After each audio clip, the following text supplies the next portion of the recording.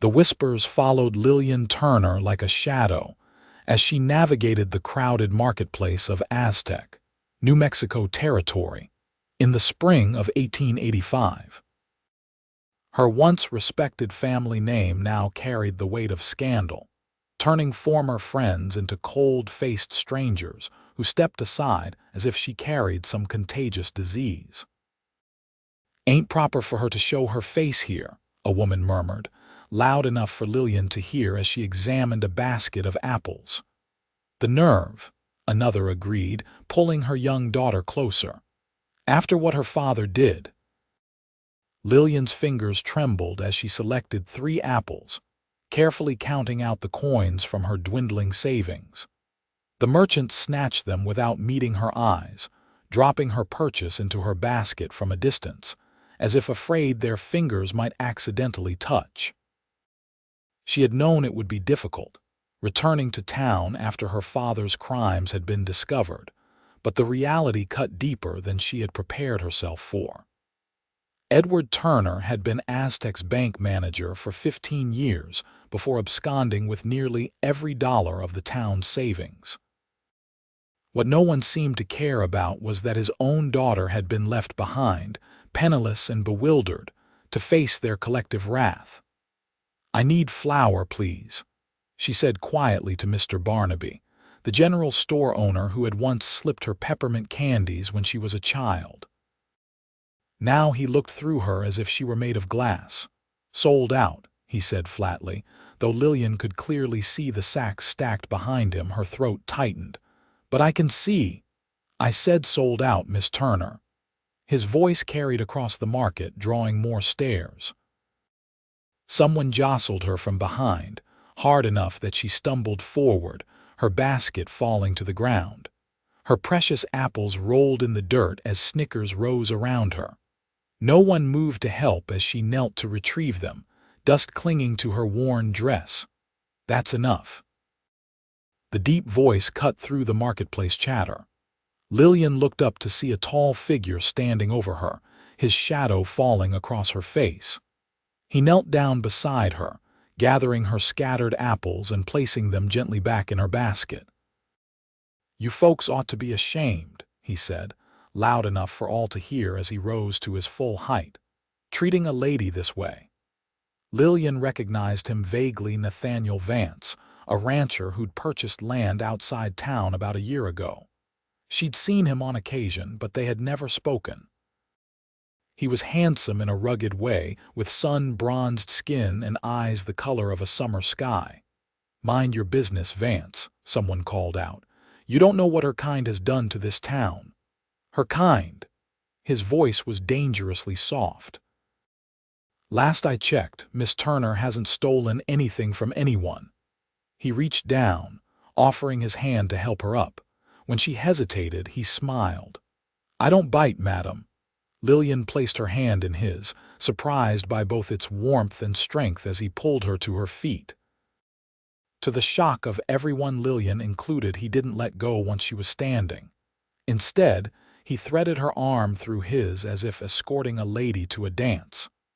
"Now, Mr. Barnaby," he said pleasantly, though steel underlay his tone, "I believe Miss Turner here needs flour. I'll be purchasing some as well. 2 sacks, if you please." Barnaby's face flushed red. "Now listen here, Vance. 2 sacks, Nathaniel repeated, his smile unwavering. "Unless you'd prefer I take my considerable business elsewhere. I'm sure the mercantile in Farmington would appreciate it." The storekeeper's eyes narrowed, but he reached for the flour. Lillian was acutely aware of the many eyes on them, of the whispers that circulated. But she was even more aware of the steady pressure of Nathaniel Vance's hand holding hers, anchoring her against the tide of hostility. "You don't have to do this," she whispered. "I know," he replied just as quietly, "but somebody should." He held her hand firmly until, one by one, the disapproving gazes slipped away, finding something else to occupy their attention. And for the first time in months, Lillian Turner felt something other than shame and isolation. She felt hope. The walk back to her small homestead on the outskirts of Aztec was longer than Lillian remembered. Or perhaps it was the additional weight of the flour sack that Nathaniel insisted on paying for. "You shouldn't have," she said for the third time as they passed the last buildings of the town, her voice a mixture of gratitude and embarrassment. "They'll talk about you now, too." Nathaniel adjusted his wide-brimmed hat against the afternoon sun. "Let them talk. It's about all some folks in this town are good for. You don't understand. They have reason to hate me." "They have reason to hate your father," he corrected. "And even that. Well, folks make mistakes, big ones sometimes." Lillian stopped walking, forcing him to pause beside her on the dusty road. "My father didn't make a mistake, Mr. Vance. He stole their money, their savings, their futures, and vanished. Left me behind to face what he'd done without so much as a goodbye note." The words spilled out before she could stop them, raw and honest in a way she hadn't allowed herself to be since the scandal broke. Nathaniel studied her face for a long moment. "And you think that's fair? You paying for his sins?" "Life isn't fair," she said simply. "I learned that the day the sheriff came to our door." "No," he agreed, "it surely isn't, but that doesn't mean we accept cruelty when we see it." They resumed walking, falling into step beside each other. The flour sack he carried looked effortless in his strong grip, while Lillian's market basket seemed to grow heavier with each passing minute. The silence between them wasn't uncomfortable, but it was filled with unspoken questions. "Why did you help me?" she finally asked as her small cabin came into view. It was a modest structure, nothing like the fine house in town she'd grown up in. After her father's disappearance and the bank's seizure of their property, this humble dwelling on a small plot of land was all she'd been able to secure with what little she'd managed to save from working as a seamstress. Nathaniel took his time answering, as if weighing his words carefully. "My ma used to say that a person's character isn't measured by how they treat folks at their best, but how they act toward those at their lowest." He glanced at her. "Besides, I know what it's like to be judged for something you didn't do." Before she could ask what he meant, they reached her cabin door. Nathaniel set the flour sack down on her porch and removed his hat, revealing hair the color of wheat, a few shades lighter than his tanned skin. "Thank you," Lillian said, feeling the inadequacy of the words. "Not many would have done what you did today." "Then there aren't enough decent folks in Aztec," he replied with a slight smile. He hesitated, then added, "I've got a herd that needs tending, but I wonder if I might call on you again, Miss Turner. Properly, I mean." Lillian blinked in surprise. "Call on me. But why would you?" "Because I'd like to know you better," he said simply. "If that's agreeable to you." She should say no. She knew she should. Associating with her would only tarnish his reputation in town, and God knew she didn't need another burden on her conscience. But there was something in those blue eyes that made her hesitate, something genuine that she hadn't encountered since her world fell apart. "Yes," she heard herself say. "That would be agreeable." His smile widened, transforming his face. "Sunday, then, after church." Lillian hadn't been to church since the scandal, couldn't bear the thought of sitting alone while everyone whispered, but she nodded. "Sunday." As he placed his hat back on his head and turned to leave, Lillian felt a curious lightness in her chest, a sensation so unfamiliar that it took her a moment to recognize it as happiness. The days crawled by as Sunday approached. Lillian spent hours mending her best dress, a faded blue calico that had seen better days but still retained some of its former charm. She'd sold most of her finer clothes months ago to keep food on her table, but she was determined to look presentable. The church bell was already ringing as she approached the white clapboard building that Sunday morning. Her steps faltered at the sight of townsfolk filing in. their Sunday best a stark contrast to her carefully mended attire. For a moment, she considered turning back, retreating to the safety of her cabin. Miss Turner. She turned to find Nathaniel approaching, looking handsomer than she remembered in a clean white shirt and dark vest. His usually wild hair was tamed, and he'd clearly shaved for the occasion. "I was beginning to worry you'd changed your mind," he said, offering his arm. "I nearly did," she admitted. "Well, I'm glad you didn't." His smile was reassuring. "Shall we?" the murmurs began as soon as they entered the church together. Lillian felt the stares like physical touches, but Nathaniel guided her confidently to a pew near the back. As they sat, she noticed Sheriff Matthews watching them with narrowed eyes from across the aisle.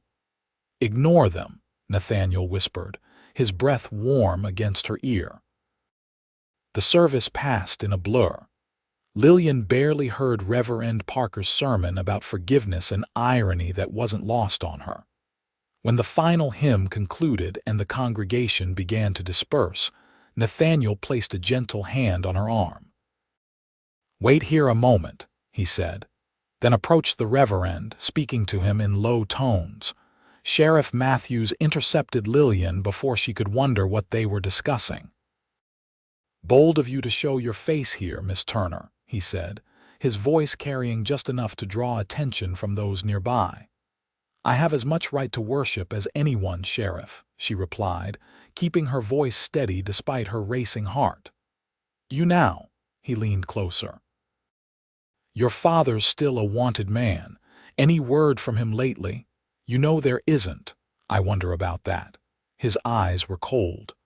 "Mighty convenient that he disappeared with all that money and left his daughter behind, looking all innocent and abandoned." "That's enough, Sheriff." Nathaniel had returned, his expression hard as he positioned himself beside Lillian. "Miss Turner isn't responsible for her father's actions." Matthews's gaze shifted between them. "Making friends in high places now, are we, Miss Turner? I'd be careful, Vance.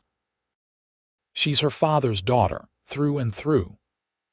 "I believe you have duties elsewhere, Sheriff," Nathaniel said, his voice dangerously quiet. For a tense moment, Lillian thought the lawman might argue, but he merely tipped his hat with a mocking smile and moved away.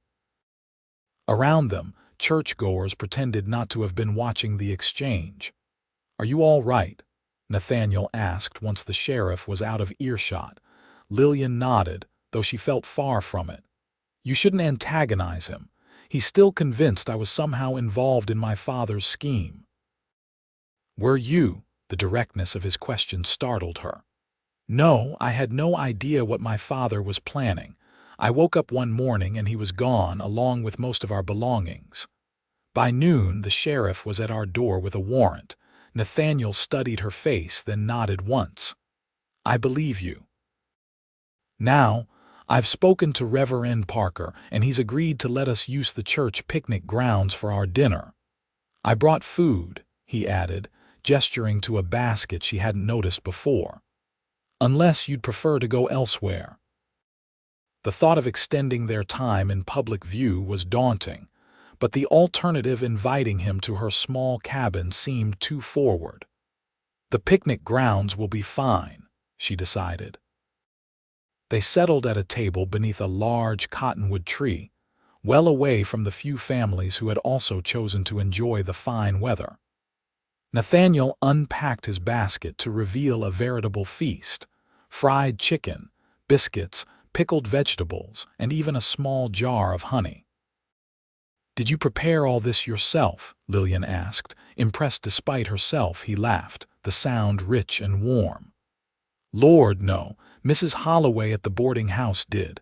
I can barely boil water without burning it." "You live at the boarding house. I thought you had a ranch." "I do, but the house isn't much more than a shack right now." He handed her a plate. "I'm working on improving it, but ranching keeps me busy from sunup to sundown most days." As they ate, Nathaniel drew her out with gentle questions about her life before the scandal, her education back east, her skill with a needle. her love of books. In turn, he shared stories of his upbringing in Colorado, his time working cattle drives, and his dream of building a successful ranch in the territory. "What brought you to Aztec specifically?" she asked as they finished the last of the biscuits with honey. A shadow crossed his face. "A fresh start," he said after a pause. "I had some trouble in my last town. Nothing criminal," he added quickly, seeing her expression. "But sometimes a man needs to leave the past behind." Lillian understood that sentiment all too well. "The people here seem to like you," she observed. "That's more than I can say for myself." "They don't know me," he replied with a wry smile. "They see what they want to see, a hard-working rancher trying to make something of himself, just like they see what they want to see in you." "And what do you see?" The question slipped out before she could stop it. Nathaniel's blue eyes held hers steadily. "I see a woman of remarkable courage, facing a town that's determined to break her spirit. I see someone who could have run away but chose to stand her ground instead." Heat crept into Lillian's cheeks. "It wasn't courage. I had nowhere else to go." "We all have choices, Miss Turner, even when they're difficult ones." As the afternoon waned, they packed up the remains of their meal and walked slowly back toward her cabin. The day had taken on a dreamlike quality for Lillian, hours without whispers or accusing glances, filled instead with conversation and laughter. It felt like a gift she didn't deserve but desperately needed. "Thank you for today," she said as they reached her door. I can't remember the last time I enjoyed myself so much." "The pleasure was mine," Nathaniel replied. He hesitated, then asked, "Would it be too forward of me to request another outing? Perhaps a ride to see the countryside next weekend?" Lillian knew she should refuse. His kindness was already causing talk, and prolonging their association would only make things harder for him. But the thought of returning to her lonely existence after tasting friendship again was unbearable.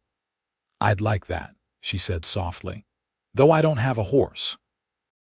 "I'll bring one for you." His smile was warm enough to chase away the evening chill. "Saturday morning, then," she nodded, and he tipped his hat before turning to leave. Lillian watched him go, her heart lighter than it had been in months, even as a small voice in her mind warned her that happiness had proven fleeting in her experience. The week passed in a blur of anticipation mingled with anxiety.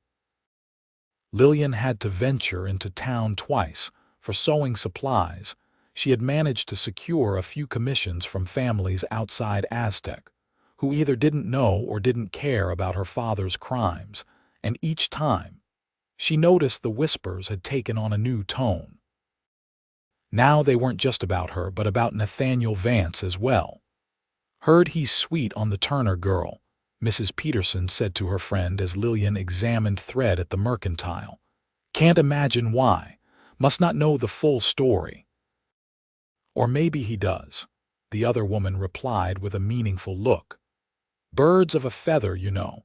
My husband says Vance is too flush with cash for a man who just started ranching." Lillian's hand tightened around the spool of thread. The implication was clear. They thought Nathaniel might be involved with her father somehow, or worse, that he was pursuing her to get to whatever money they still believed she was hiding. By Saturday morning, her nerves were stretched thin. Part of her expected Nathaniel wouldn't come at all, that the town's gossip would have reached him and changed his mind. But just as the sun cleared the eastern horizon, she heard the sound of hoofbeats approaching. He rode up on a handsome chestnut gelding, leading a gentle-looking bay mare beside him. "Good morning, Miss Turner," he called, dismounting with easy grace. "I hope I'm not too early." "Not at all," she replied, stepping out onto her porch. She had dressed carefully in her riding skirt, another remnant of her former life that she'd kept for practical reasons. Nathaniel's eyes widened slightly at the sight of her, and the admiration in his gaze made her flush. "You look lovely," he said simply. The horse is beautiful, she said, changing the subject as she approached the mare. Is she yours? Belongs to a friend who owed me a favor. Her name's Daisy, and she's as gentle as they come. He helped Lillian mount, his hand strong and sure at her waist, then swung up onto his own horse. I thought we might ride up to the mesa. The view of the valley is something to behold. The day was perfect for riding, clear and cool, with spring flowers dotting the landscape in splashes of yellow and purple. Lillian had forgotten how much she enjoyed being on horseback, the feeling of freedom it gave her. As they rode side by side, Nathaniel pointed out landmarks and shared stories of the area. How is it that you know the territory so well when you've only been here a year? She asked as they paused to let the horses drink from a small stream. I explore, he said with a grin. Can't help myself. Always want to know what's over the next rise. Is that why you left Colorado, to see what was over the next rise? His expression sobered. Not exactly. He dismounted, helping her down as well. Let's walk a bit. There's a spot just ahead that I want to show you. They left the horses' ground tied near the stream and continued on foot, climbing a gentle slope. At the top, the land fell away dramatically, revealing a panoramic view of the valley below, with the town of Aztec nestled alongside the river, surrounded by farmland and distant mountains.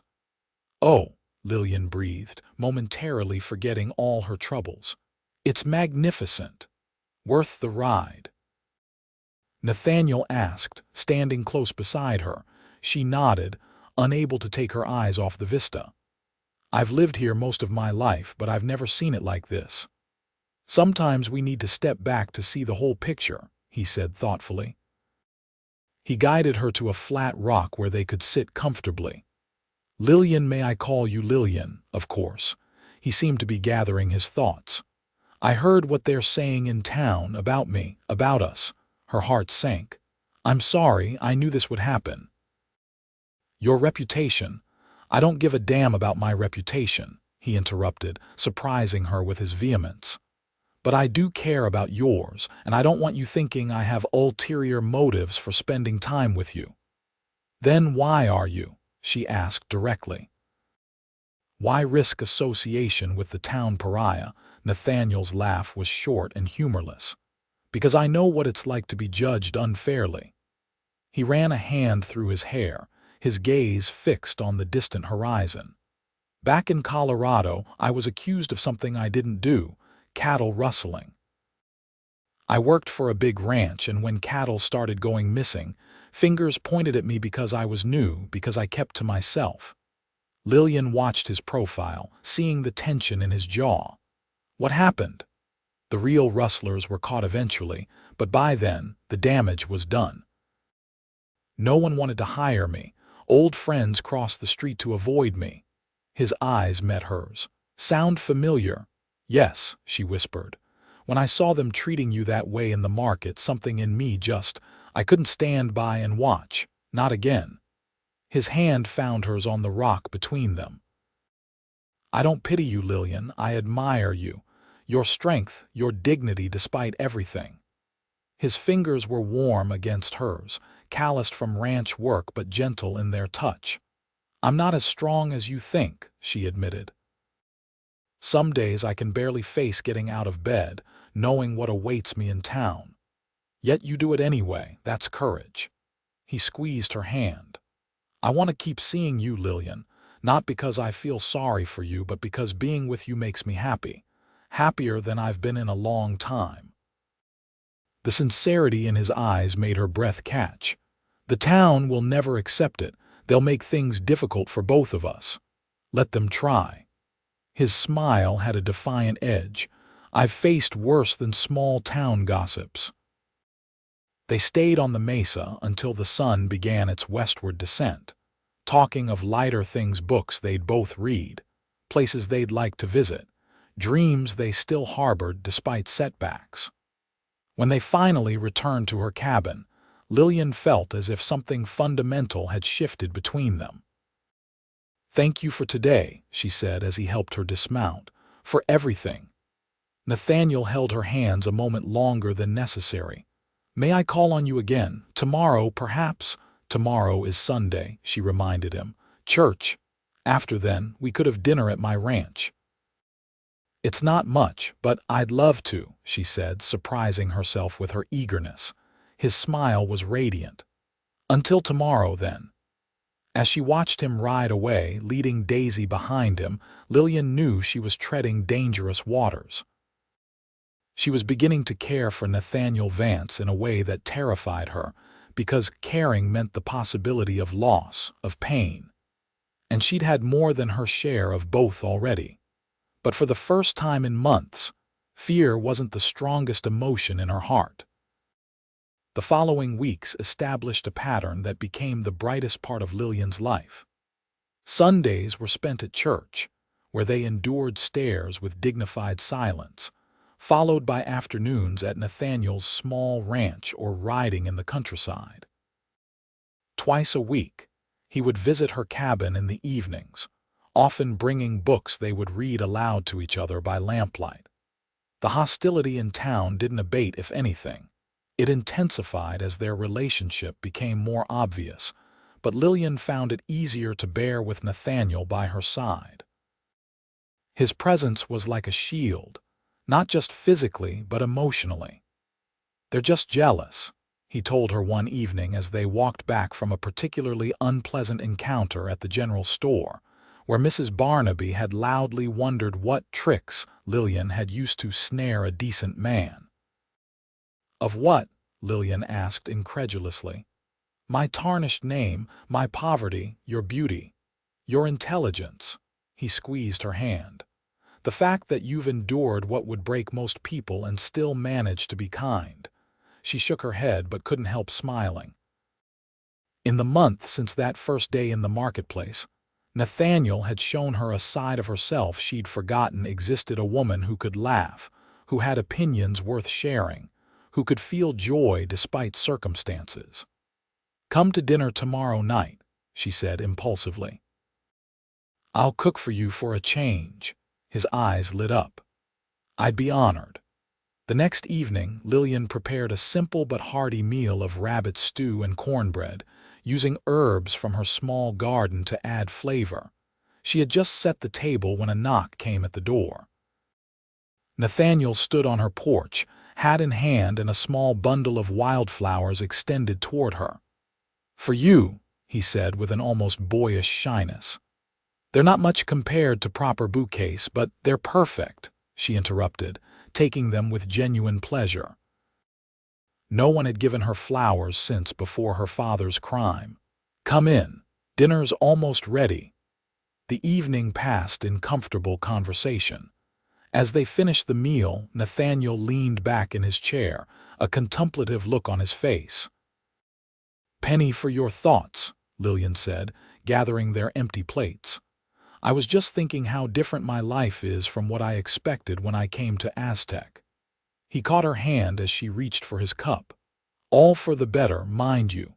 The warmth in his eyes made her pulse quicken. "Mine too," she admitted softly. He stood, still holding her hand, bringing them face to face with barely a breath between them. "Lillian, I need to tell you something," her heart stuttered. "Yes, I'm falling in love with you." The words were simple, direct, like the man himself. "I know it hasn't been long, and God knows your life is complicated enough without adding me to the mix, but I can't keep pretending this is just friendship for me.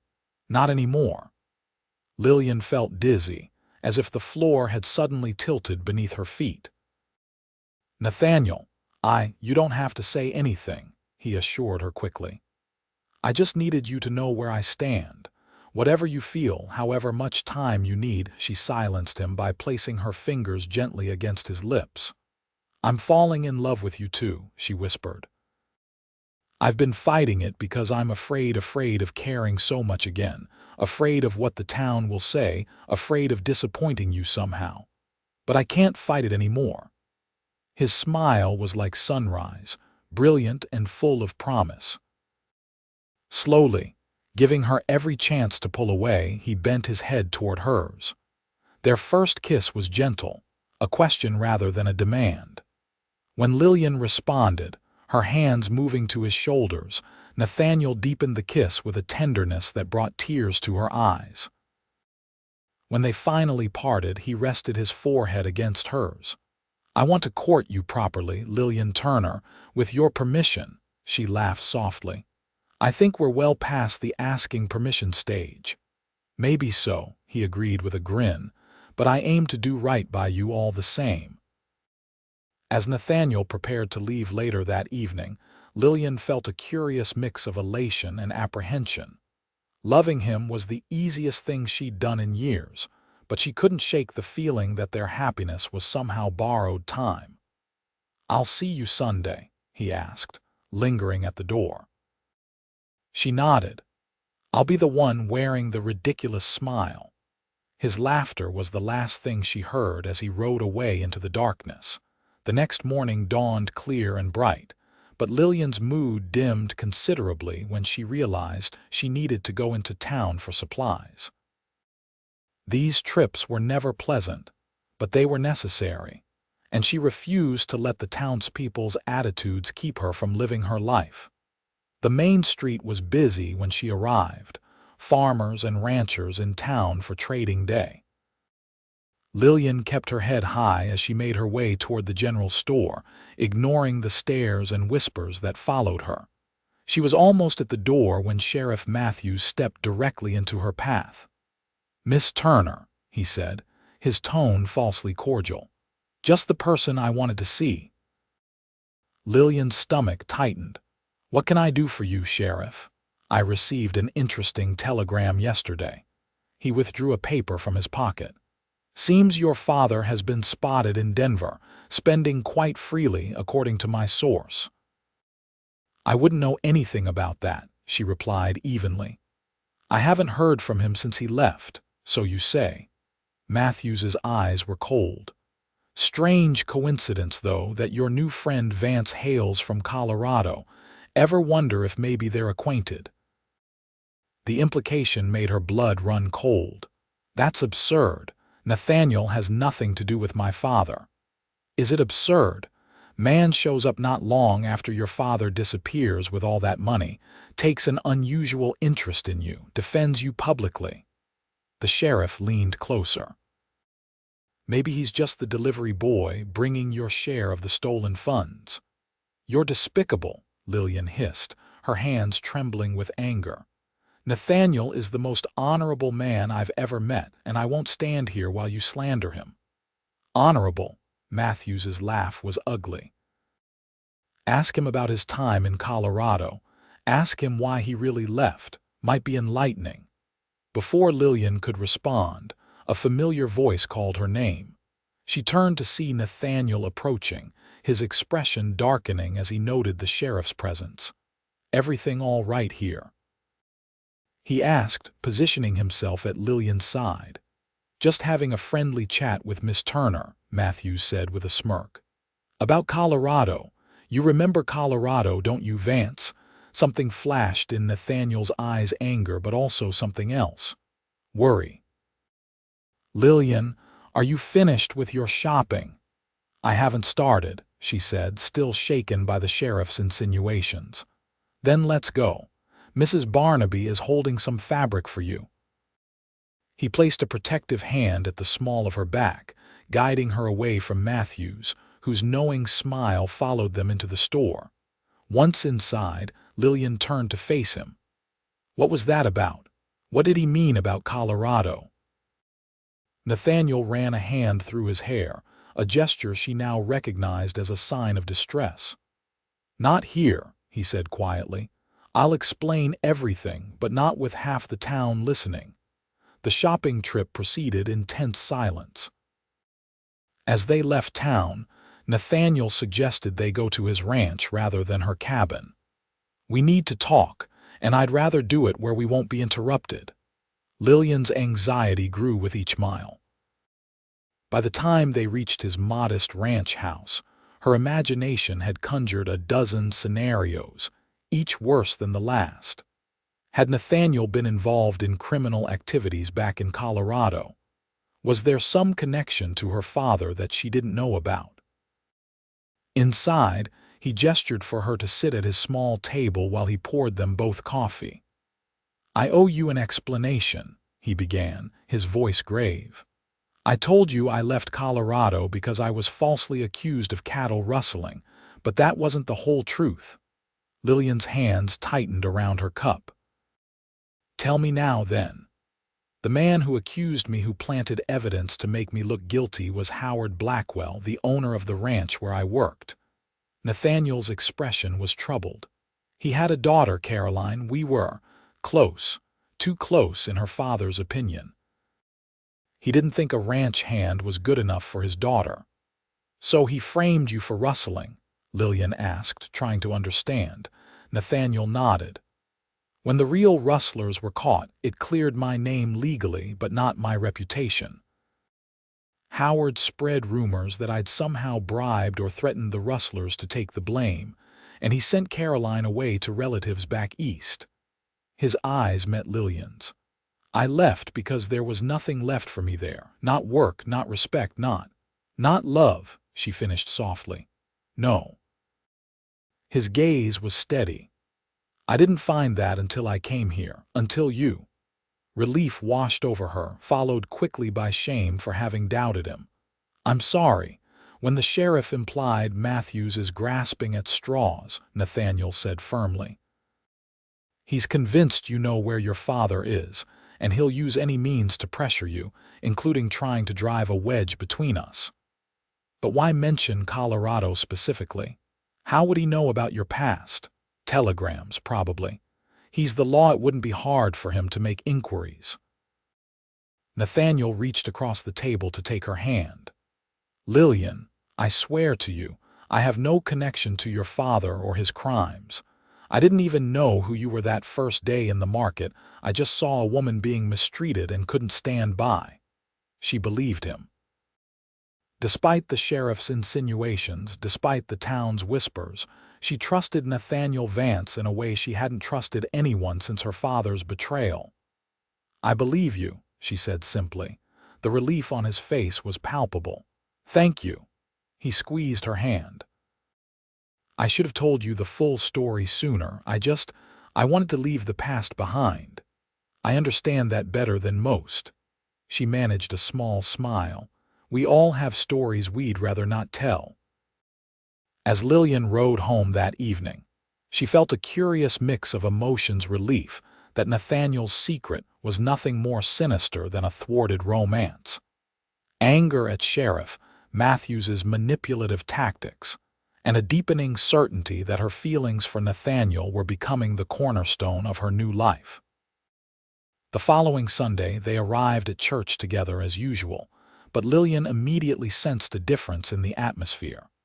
The whispers were louder, the stares more blatant. Reverend Parker, who had gradually warmed to their presence, seemed distracted and avoided their gaze during the greeting. "Something's wrong," she whispered to Nathaniel as they took their seats. He nodded slightly, his expression grim. "Matthews has been busy, it seems." The sermon that day was on honesty and integrity, delivered with pointed glances toward their pew that left little doubt about the intended audience. When the service concluded, they rose to leave, only to find their path blocked by several of the town's prominent citizens, including Mayor Reynolds and Mr. Barnaby.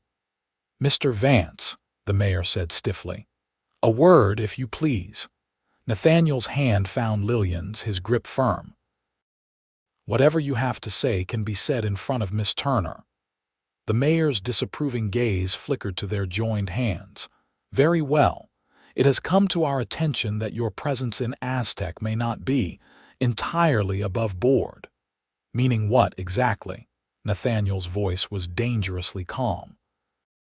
"Sheriff Matthews has received information suggesting you left Colorado under a cloud of suspicion. Cattle rustling, wasn't it?" Mayor Reynolds looked smug. "And now your association with Miss Turner raises further questions." "What questions?" Lillian demanded, finding her voice. Nathaniel has done nothing wrong either in Colorado or here. So you say, Mr. Barnaby interjected, but this town has already suffered from trusting too easily. Edward Turner seemed honest too before he absconded with our savings. Nathaniel's jaw tightened. I am not Edward Turner, and Lillian is not responsible for her father's actions. If you have specific accusations against me, make them. Otherwise, step aside. The confrontation had drawn a crowd. From the corner of her eye, Lillian could see Sheriff Matthews watching with satisfaction from the church steps. We're simply concerned for the welfare of our community, the mayor continued smoothly. Perhaps it would be best if you reconsidered your situation here in Aztec. Are you asking me to leave town? Nathaniel's voice had dropped to a dangerous pitch. We're suggesting it might be in everyone's best interest, yours included. The mayor's gaze shifted to Lillian. And as for you, Miss Turner, your continued presence is a painful reminder of your father's betrayal. Perhaps it's time for you to make a fresh start elsewhere as well. Lillian felt as if she'd been struck. They were trying to drive them both out of town not with violence or legal action, but with the cold force of community rejection. Before she could respond, Nathaniel stepped forward, placing himself between her and the mayor. Let me be clear, he said, his voice carrying to all who were gathered. I have no intention of leaving Aztec. I've invested in land here, I'm building a business, and I have every right to stay. As does Miss Turner. His gaze swept the onlookers. If any of you have evidence, actual evidence, not rumors or innuendo that either of us has committed a crime, then present it to the territorial court. Otherwise, your attempts to drive us out are nothing more than small-minded persecution. A murmur ran through the crowd. Lillian could see uncertainty on some faces, stubborn hostility on others. The mayor seemed taken aback by Nathaniel's forthright challenge. Furthermore, Nathaniel continued, I intend to court Miss Turner openly and honorably. Anyone who has a problem with that can address their concerns directly to me. The protective arm he placed around Lillian's shoulders made his position unmistakably clear. For a long moment, no one spoke. Then, to Lillian's surprise, a voice called from the back of the crowd. I believe them. Heads turned to see Mrs. Holloway, the boarding house proprietor, step forward. I've known Nathaniel Vance since he arrived in Aztec. He's paid his rent on time, treated my establishment with respect, and worked harder than most men half his age to build something for himself. If he says he's innocent of wrongdoing, I believe him. And I've known Lillian Turner since she was a girl in pigtails, added another voice, old Mr. Jenkins, who owned the livery stable. She's not her father, never has been, got more of her mother's honest nature in her. One by one, a few others spoke up, not many, but enough to create a visible rift in the united front the mayor had tried to present. Sheriff Matthews's satisfied expression had turned to a scowl. Well, Mayor Reynolds said, clearly flustered by this unexpected support. It seems opinions are divided, but the concerns remain. And so do we, Nathaniel replied firmly. He turned to Lillian. Shall we go? The crowd parted reluctantly as they walked through, Nathaniel's arm still protectively around her shoulders. Lillian kept her head high, though inside she was trembling with a mix of anger, gratitude, and a fierce pride in Nathaniel's defense of them both. Are you all right? He asked when they were out of earshot, walking toward his horse. Yes, she said, surprised to find it was true. I'm angry, but I'm all right. She looked back at the dispersing crowd. We had defenders. I didn't expect that. People aren't all bad, he said, helping her mount behind him. Even in a town like this, some just need time to see past their initial judgments. As they rode away, Lillian rested her cheek against Nathaniel's back, drawing strength from his steadiness. The road ahead wouldn't be easy. The mayor's hostility and the sheriff's suspicion ensured that, but for the first time, she didn't feel entirely alone against the world. That afternoon, sitting on the porch of Nathaniel's ranch house, they discussed their situation frankly. "They could make things difficult for your business," Lillian said worriedly, "refusing to trade with you, turning others against you." "Some already have," he admitted. "But I've been making connections with ranchers and merchants in Farmington and Durango. I don't need Aztec's goodwill to succeed." "I could still leave," she suggested, though the thought pained her. "Start fresh somewhere else, where no one knows about my father." Nathaniel knelt before her chair, taking both her hands in his. "Is that what you want, to leave?" She considered the question honestly. "No," she finally said. "This has been my home for most of my life. I have my small cabin, my garden, and now—" She squeezed his hands. "Now I have you." His smile was tender. "Yes, you do, for as long as you'll have me. That might be a very long time, Mr. Vance. I'm counting on it, Miss Turner." He rose, pulling her to her feet and into his arms. His kiss was different this time, not gentle exploration but passionate certainty, a declaration without words. When they finally parted, both breathless, he pressed his forehead to hers. "Marry me." The words hung in the air between them, unexpected yet somehow inevitable. "What?" Lillian pulled back slightly to see his face. "Marry me," he repeated, his eyes intent on hers. "I know it's sudden, and God knows our circumstances aren't ideal, but I love you, Lillian. I want to build a life with you here if you'll stay, or elsewhere if you'd rather go. But together." "Nathaniel, the town, to hell with the town," he said with quiet intensity. "We'll face whatever comes together, and in time they'll either accept us or they won't, but it won't matter because we'll have each other." Lillian searched his face, seeing nothing but sincere love and determination there. This man had stood by her when everyone else turned away, had defended her honor, had seen her worth when she herself had almost forgotten it. Loving him wasn't a choice anymore, it was as natural as breathing. "Yes," she whispered. "Yes, I'll marry you." His whoop of joy echoed across the ranch yard, startling a flock of birds from a nearby tree. He lifted her off her feet, spinning her in a circle that left them both laughing with the sheer, improbable happiness of the moment. "When?" he asked, setting her gently back on her feet. "Tomorrow, next week," she laughed. "Let's be at least slightly conventional. A month, perhaps. A month." He nodded seriously, though his eyes danced with excitement. "I can wait a month, just—" They spent the remainder of the afternoon making plans, practical ones, about where they would live, his ranch, once he made some improvements to the house. How they would manage financially, combining her sewing income with his growing herd, and who they would invite to the ceremony, a very small list, given their standing in town. By the time Nathaniel escorted her home that evening, Lillian felt as if she were living in a dream, a good one, for a change. The hostility they had faced at church that morning seemed distant and unimportant compared to the future they were building together. "I'll speak to Reverend Parker tomorrow," Nathaniel said as they reached her door. "Whatever his personal feelings, he can't refuse to marry us. And if he does, then we'll find someone who will." He brushed a strand of hair from her face. "Nothing is going to stop us, Lillian. I promise you that." His confidence was contagious. As she watched him ride away, Lillian allowed herself to fully embrace hope for the first time in over a year.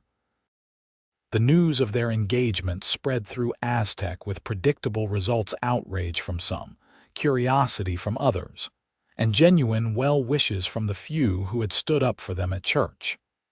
Reverend Parker agreed to perform the ceremony, though with obvious reluctance, and Mrs. Holloway offered her boarding house garden for the occasion, since the church itself would likely be unwelcoming.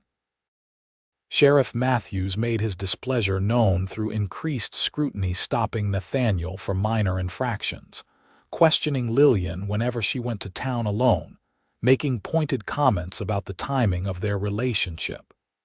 But even his persistent harassment couldn't dampen their happiness. 2 weeks before the wedding, Lillian was working in her garden when she heard a horse approaching.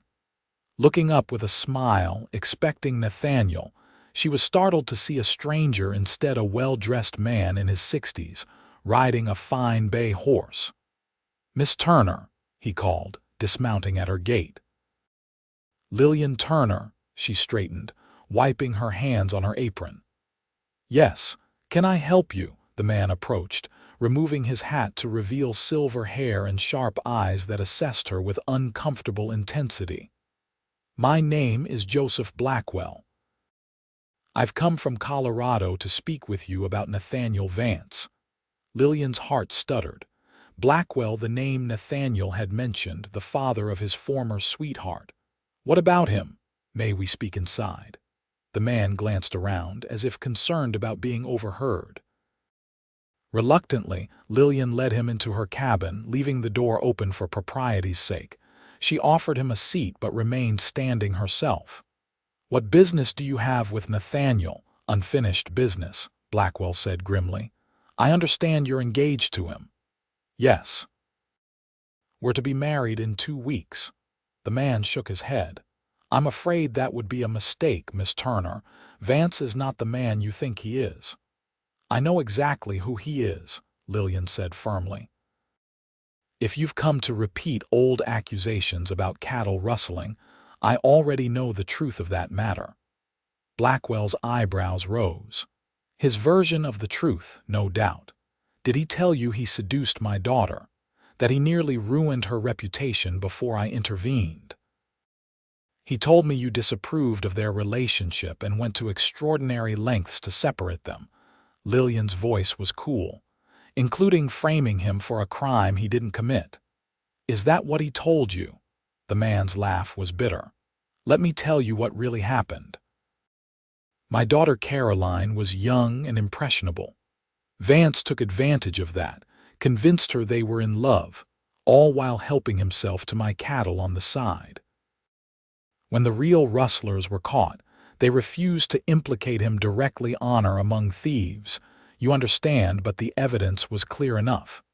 Lillian's hands had clenched into fists at her sides. "Why are you here, Mr. Blackwell? What do you hope to accomplish?" "I'm here to warn you, as I would any decent woman." His expression hardened. "Vance is a fortune hunter. He pursued my daughter for her inheritance, and now he's pursuing you for whatever connection you might have to your father's stolen money." The accusation was so similar to Sheriff Matthews's insinuations that Lillian felt a chill. "You're wrong. Nathaniel loves me for myself, not for any imaginary fortune." "Are you certain? Have you asked yourself why a man like that would attach himself to a woman whose name is synonymous with scandal? A woman shunned by her entire community." Blackwell leaned forward. "I've made inquiries, Miss Turner. I know what your situation is. And I know Vance well enough to recognize his pattern." Doubt, unwelcome but persistent, crept into Lillian's mind. She had asked herself those same questions in the beginning. Why would a man like Nathaniel choose her, with all her complications? She had come to believe in his love, but hearing her own early fears echoed by this stranger was unsettling. "I think you should leave," she said, her voice not quite steady. Blackwell rose. "Consider what I've said, Miss Turner. Ask the difficult questions before it's too late. And if you discover I'm right—" He reached into his coat pocket and withdrew a card, placing it on her table. "Contact me. I can help you extract yourself from his influence." After he left, Lillian sat at her table for a long time, staring at the card. She didn't believe Blackwell's accusations, couldn't believe them, not after everything she and Nathaniel had shared. And yet, she was still sitting there when Nathaniel arrived an hour later, his smile fading as he took in her troubled expression. What's wrong?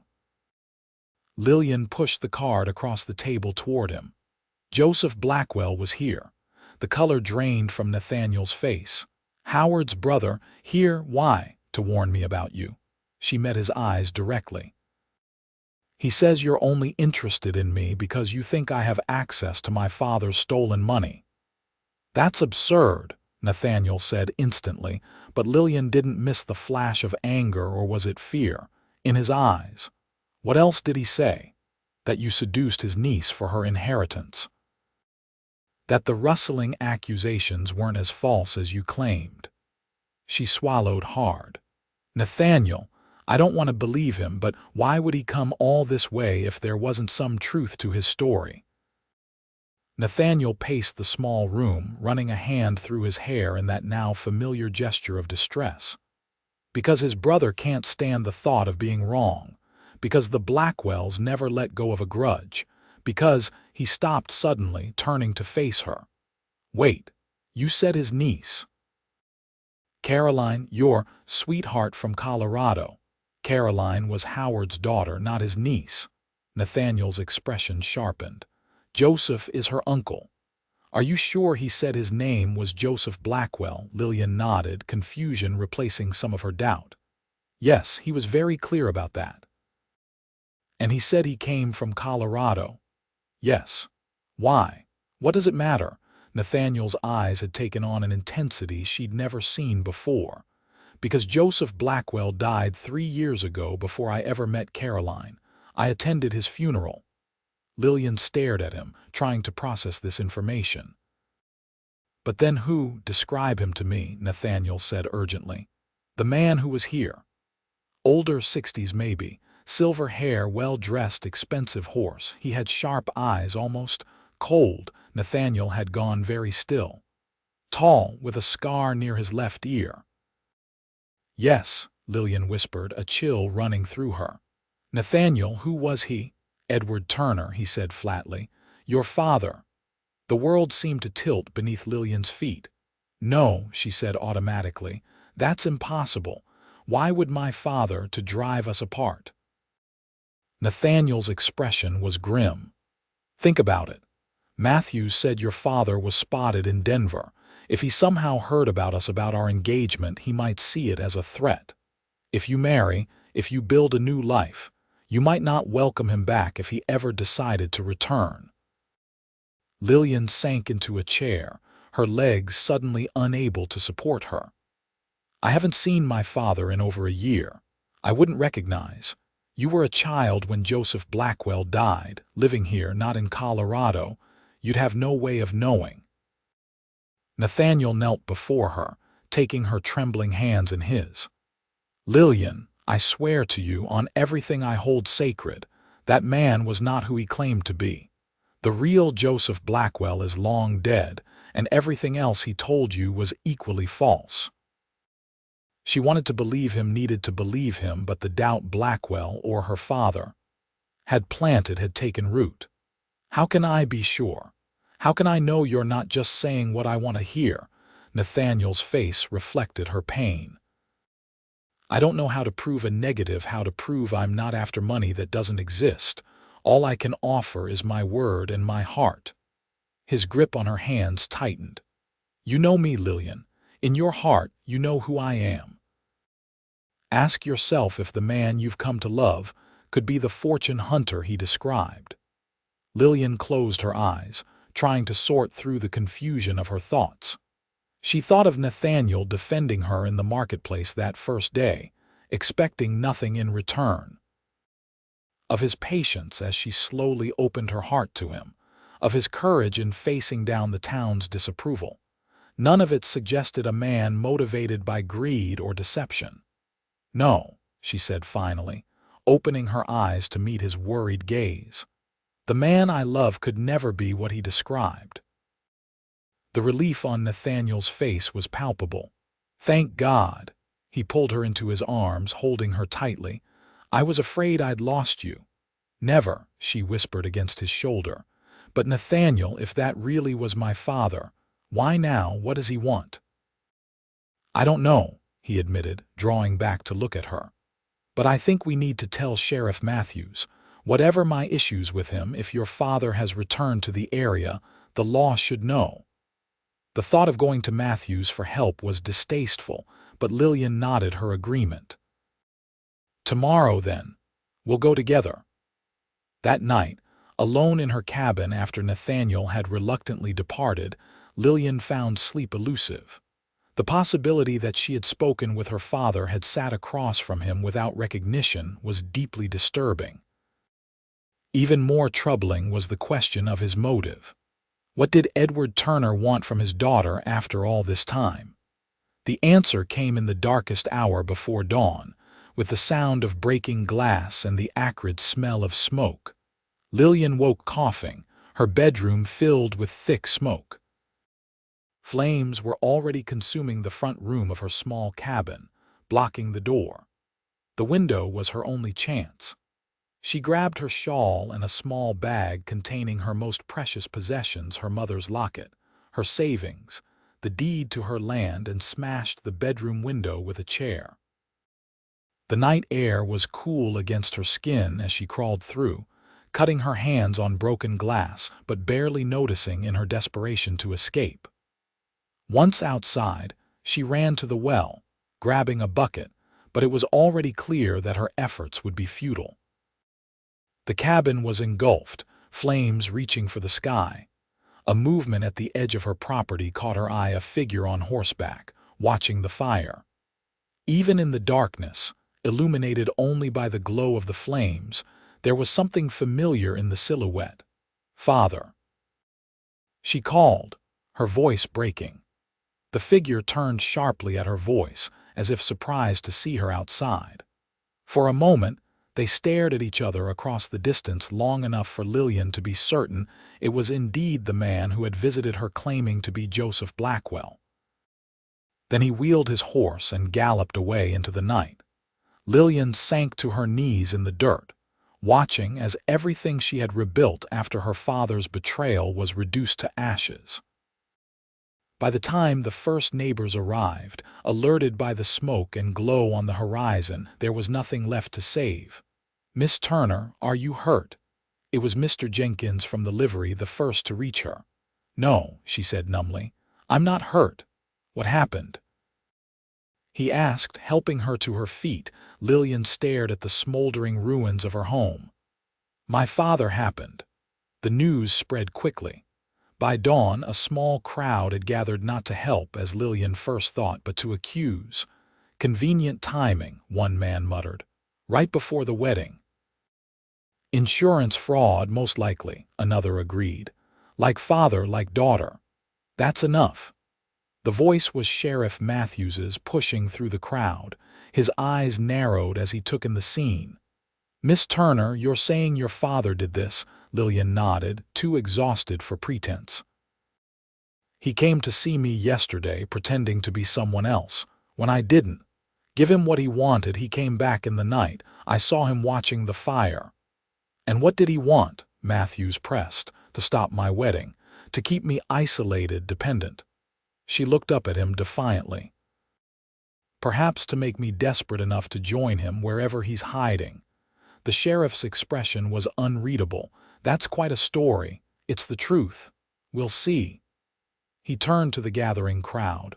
"All of you back to town. This is official business now." As the onlookers dispersed, Matthews approached Lillian more closely. "I'll need a full statement, and you'll need somewhere to stay." "She'll stay with me." Lillian turned at the sound of Nathaniel's voice, relief flooding through her as he dismounted and strode toward them, his face tight with worry. He must have seen the smoke from his ranch. "That wouldn't be proper," Matthews objected. "Then she'll stay at Mrs. Holloway's boarding house, and I'll pay for it." Nathaniel's tone brooked no argument. He reached Lillian's side, his eyes scanning her for injuries. "Are you all right?" "When I saw the smoke, I'm fine," she assured him, though her voice trembled. "But my home—" "We'll build another," he said firmly. "Together." Matthews cleared his throat. "Vance, I need to speak with Miss Turner alone. Anything you have to say to her, you can say in front of me." Nathaniel's arm around Lillian's shoulders was both protective and defiant.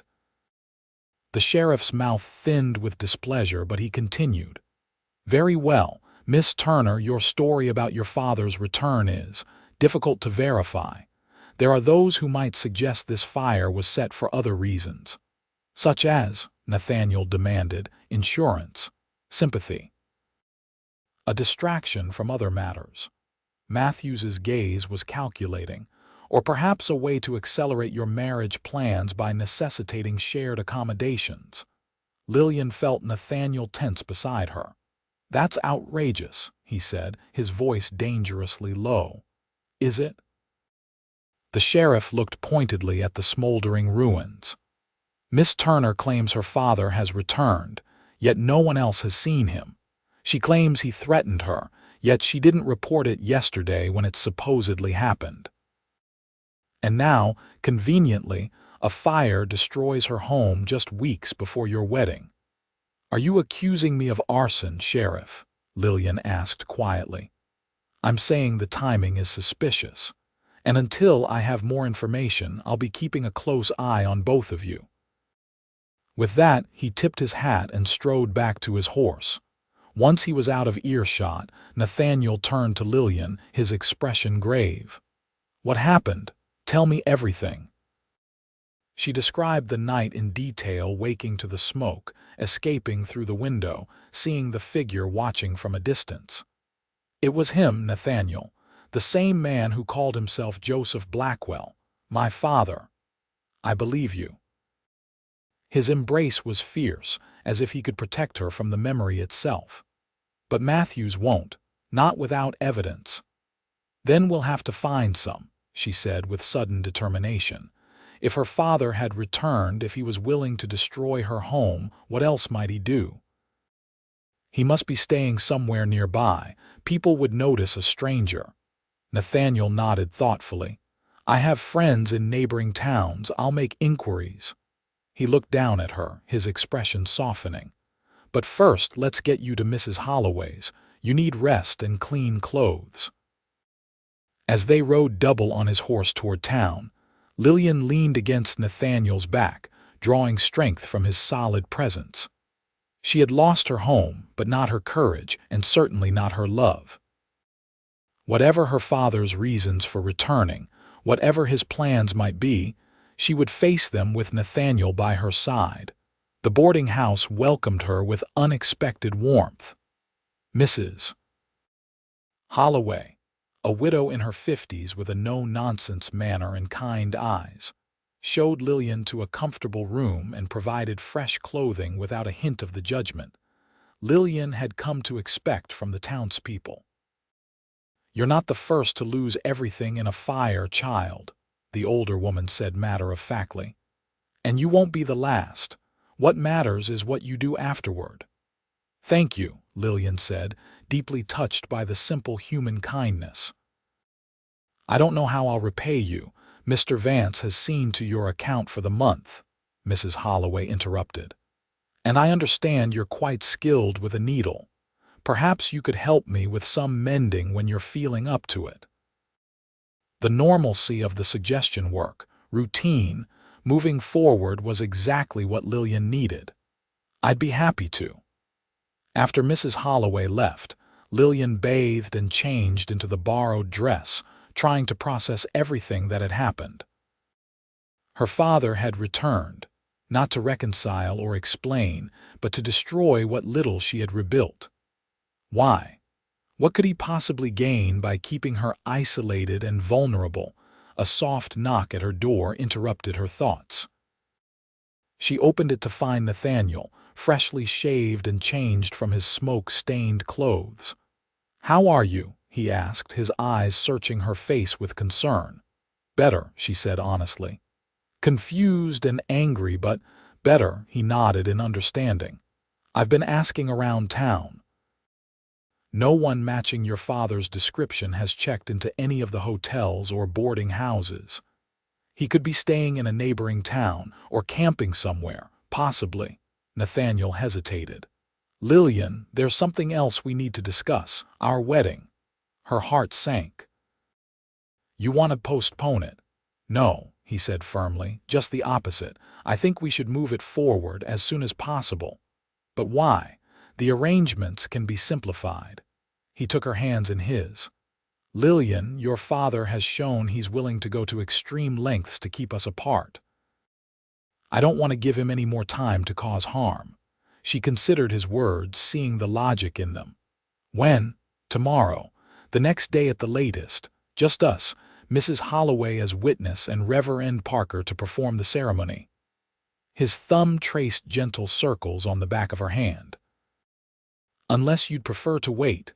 Lillian thought of her carefully planned wedding, the dress she'd been sewing, the small garden reception Mrs. Holloway had offered. None of it mattered compared to the man standing before her, offering his heart and protection. Tomorrow, she decided. Before anything else can happen. His smile was equal parts relief and joy. I'll speak to Reverend Parker immediately. As Nathaniel left to make the arrangements, Lillian felt a curious sense of peace settle over her. Her father had taken so much from her, her family name, her security, her place in the community, and now her home. But he couldn't take Nathaniel's love or her own determination to build a new life. For the first time since the fire, she allowed herself to believe that future was still possible.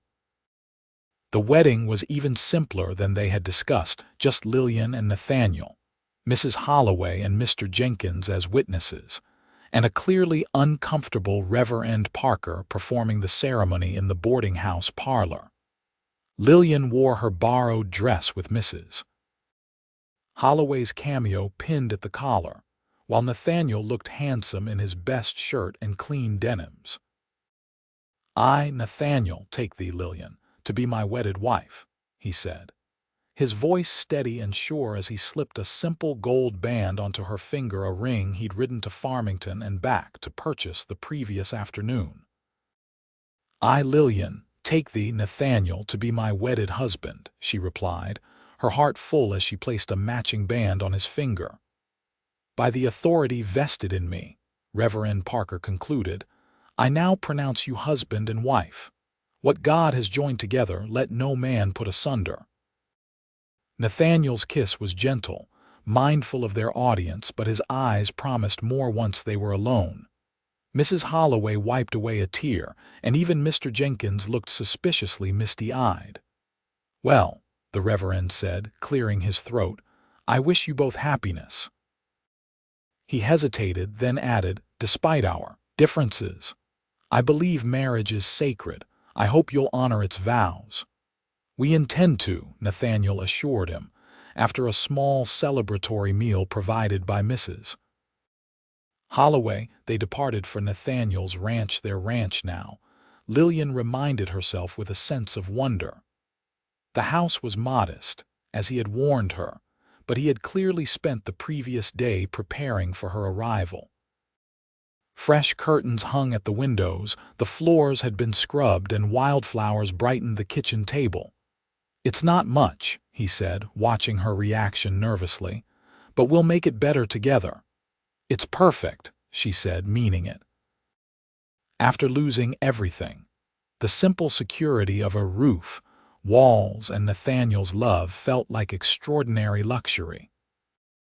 That night, as they lay together in the quiet darkness of their bedroom, Nathaniel's arms around her and his heartbeat steady beneath her cheek, Lillian finally allowed herself to release the tension she'd been carrying since the fire. Tears came, silent but cathartic, and he held her through them without question or judgment. I love you, she whispered when the storm had passed. Whatever happens, whatever my father does next, I want you to know that. His arms tightened around her. Nothing will happen. We're together now, and we'll face whatever comes as one. I promise you that. Lillian believed him.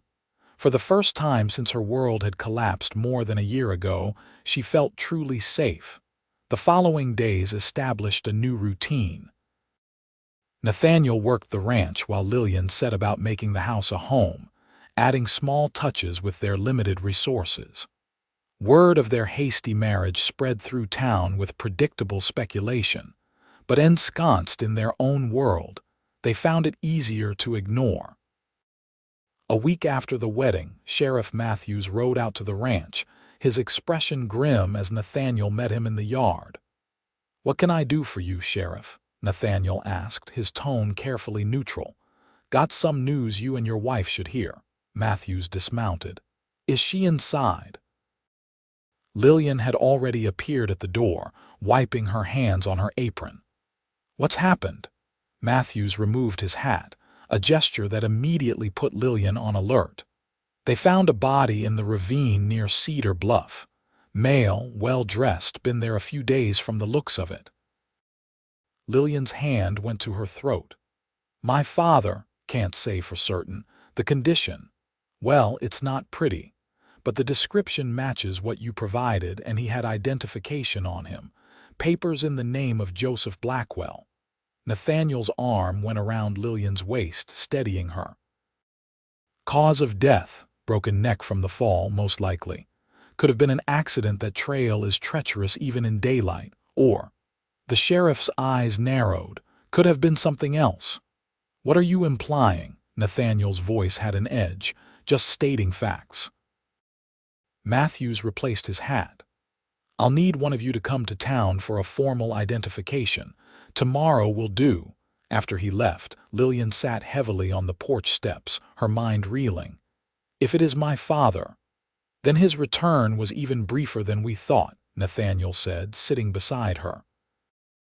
"And a lot of questions will remain unanswered. Why did he come back? Why try to separate us? And if it is him, how did he end up in that ravine?" Lillian shook her head, trying to make sense of it all. "Do you think, could someone have killed him?" Nathaniel's expression was troubled. "It's possible. Your father stole from a lot of people, ruined lives. There's no shortage of folks who might want revenge." The thought should have horrified her, but Lillian felt only a numb sort of acceptance. The father she had loved and trusted had died the day he betrayed his community and abandoned her. Whoever the man in the ravine was, whether Edward Turner or truly Joseph Blackwell, he was a stranger to her now. "I'll go with you tomorrow," Nathaniel said, taking her hand. "You don't have to face this alone." She squeezed his fingers gratefully. "I'm not alone anymore. That's the one thing I'm certain of." The body, when they viewed it the next day in the undertaker's back room, was indeed Edward Turner. Despite the damage from exposure and the fall, there was no mistaking the scar near his left ear, a childhood injury Lillian remembered well. Sheriff Matthews watched her closely as she made the identification, perhaps looking for signs of deception or guilt, but found only genuine sorrow. "He was still my father," she explained quietly as they left the undertaker's. "Despite everything." The sheriff nodded, something like respect in his eyes for the first time. "We'll arrange a proper burial. You have my condolences, Mrs. Vance." The use of her married name and acknowledgement of her new identity, her new life, wasn't lost on Lillian. "Thank you, Sheriff." As they walked through town toward their horses, Lillian was acutely aware of the stares and whispers that followed them, but something had changed. Perhaps it was the dignity with which she had identified her father's body. Or perhaps the town's attitude was simply softening with time, but the hostility seemed less pronounced. Mr. Barnaby even nodded to them as they passed the general store, a small gesture, but significant. And when they stopped at the mercantile for supplies, the shopkeeper's wife expressed condolences that seemed genuine. "People can change," Nathaniel observed as they rode home, "given enough time." "So can we," Lillian replied, thinking of how much she had changed since that day in the marketplace when he had first held her hand before the judging eyes of the town.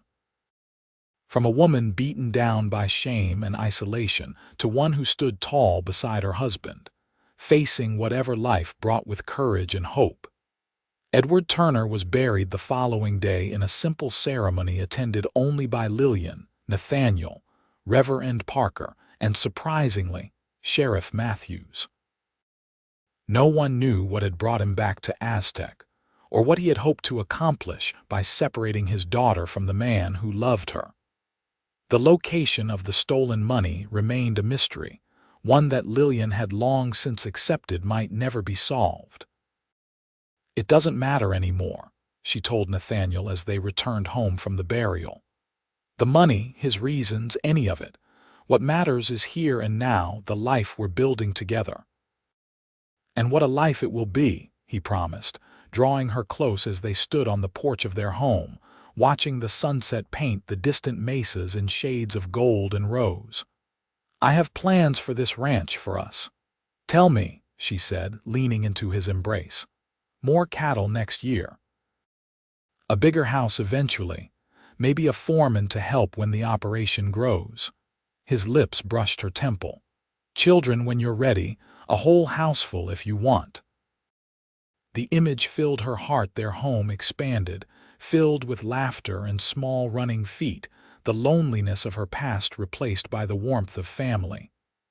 "I want that," she whispered. "All of it." The months that followed proved the resilience of their love. Summer turned to autumn, and the hostility in town gradually gave way to a cautious acceptance. Not friendship, not yet, but a civil coexistence that made their necessary interactions easier. They learned each other's habits, preferences, the rhythms of shared life. Lillian's sewing business grew beyond Aztec to neighboring communities, providing a steady income alongside the ranch's developing profits. Nathaniel's herd increased, and with it their hopes for the future. They were building together. A year after their wedding, on a bright spring morning much like the one when they had first met, Lillian woke early to find Nathaniel already gone from their bed. She found him on the porch, watching the sunrise with a contented smile. "Good morning," she said, wrapping her arms around him from behind. "You're up early." He turned in her embrace, his eyes bright with excitement. "I couldn't sleep. Too many plans running through my head." "What plans?" she asked, curious. He gestured toward the eastern pasture, where the foundation for a larger house had been marked out. "I think it's time we started building. The ranch is doing well, your sewing brings in good money, and—" He hesitated, his smile widening. "And we're going to need the space soon, aren't we?" Lillian's hand moved instinctively to her still flat stomach. She had planned to tell him that evening, had been waiting to be certain. "How did you know?" "You've been glowing for weeks," he said, placing his hand over hers. "And you fell asleep at the table yesterday." "My mother always said those were the surest signs." Joy bubbled up within her, bright and effervescent. "Are you happy?" "Happy doesn't begin to cover it." He lifted her off her feet, spinning her in a circle much as he had when she'd agreed to marry him. "Our family is growing, Lillian. Everything we dreamed of is coming true." As he set her down, she looked past him to the town of Aztec in the distance. From this vantage point, it seemed small and inconsequential compared to the vastness of the landscape surrounding it, much like the prejudice and suspicion that had once seemed so overwhelming, but now had diminished in the face of their enduring love. "You ever regret it?" she asked softly. "Standing up for me that day in the market, all the trouble it brought you." Nathaniel's answer was a kiss, tender and sure, filled with the promise of their shared future. "Never," he whispered against her lips. "Not for a single moment." And as the morning sun bathed them in golden light, Lillian knew with absolute certainty that neither did she. 5 years later, the Vance Ranch had become one of the most prosperous in the territory. The new house, completed shortly before the birth of their first child, stood proudly on a rise overlooking their expanded property. 3 children now filled their home with laughter: William, their 4-year-old son with his father's blue eyes; Emma, their spirited 2-year-old daughter; and baby James, just learning to crawl. Aztec had changed too. New settlers had arrived, diluting the influence of those who had once shunned Lillian. The railroad had reached the area, bringing prosperity and new perspectives. Even the old guard had softened over time, watching as the Vances worked hard, dealt honestly, and raised their family with visible love and care. On market days now, Lillian walked with her head high, children in tow, greeted with smiles and conversation where once there had been only whispers and turned backs. She and Nathaniel had earned the respect of the community through perseverance and integrity, proving through their actions that neither deserved the suspicions once held against them. "Mrs. Vance," called Mrs. Barnaby one spring morning as Lillian shopped with young William holding her hand and Emma perched on her hip. "I've just received those fabric samples you asked about. Would you like to see them now?" "Thank you, I would," Lillian replied with a warm smile, remembering a time when the same woman had refused to serve her at all. As she examined the samples, discussing patterns and prices, Lillian felt a familiar presence at her side. Nathaniel had finished his business at the bank and come to join them, immediately becoming the center of attention as William abandoned his mother's hand to launch himself at his father's legs. "Papa, look what I got." The boy proudly displayed a small wooden horse purchased from the toy seller. "That's fine craftsmanship, son," Nathaniel said seriously, lifting the boy onto his shoulders. He smiled at Lillian, the same smile that still made her heart quicken after all these years. "Ready to head home, Mrs. Vance?" "Almost," she replied, finalizing her order with Mrs. Barnaby. As they walked through the marketplace together, a family unit drawing smiles rather than scowls, Lillian was struck by how completely their lives had transformed. The whispers had ceased, the hostility had faded, and in their place was the simple respect accorded to any hard-working family in the community. "You ever think about that first day?" she asked Nathaniel as they loaded their purchases into their wagon. "When you found me in the market, shunned by everyone?" He helped her up to the seat, settling the children between them.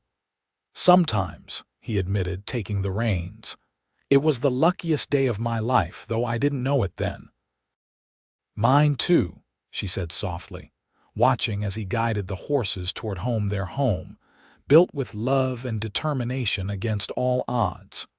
The road ahead stretched clear and promising, leading to the life they had created together.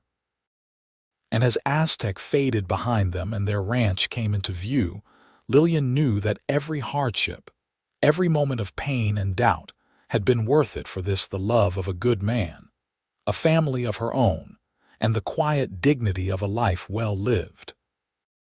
In the end, it wasn't the town's acceptance that had mattered most, but the courage to stand against its judgment and build something beautiful in spite of it.